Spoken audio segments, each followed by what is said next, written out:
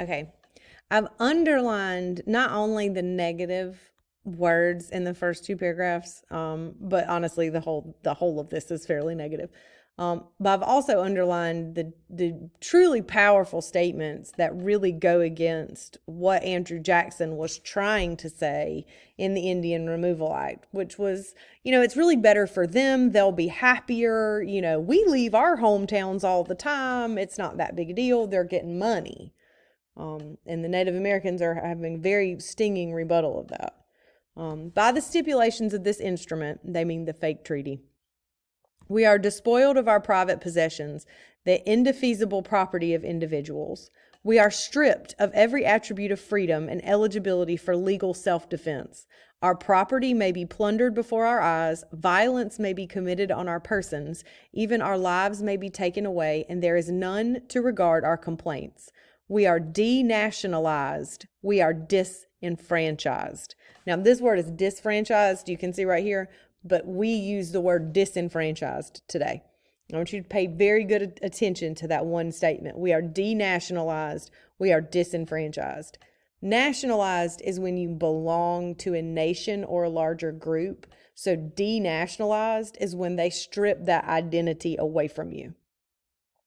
We are deprived of membership in the human family. We have neither land nor home nor resting place that can be called our own.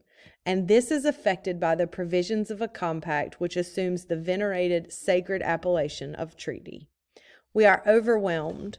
Our hearts are sickened. Our utterance is paralyzed when we reflect on the condition in which we are placed by the audacious practices of unprincipled men who have managed their stratagems with so much dexterity as to impose on the government of the United States in the face of our earnest, solemn, and reiterated protestations.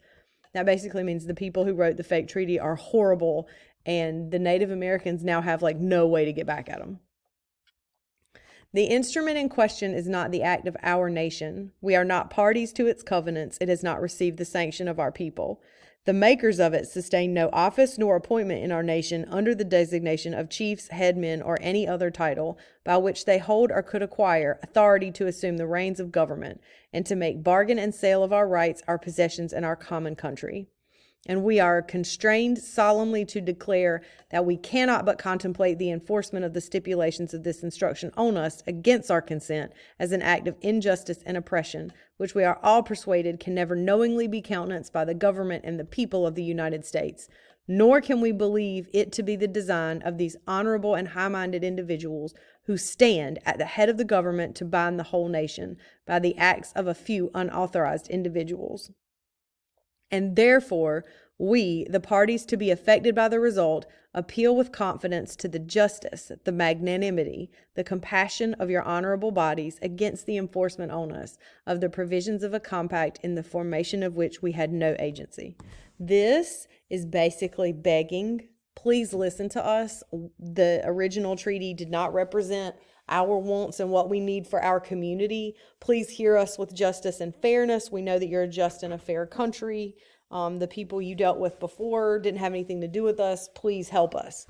And this is a beautifully written paragraph, although I think it's really only 3 sentences. So that's far too long for 3 sentences. Unfortunately, spoiler alert, the U.S. government did not listen.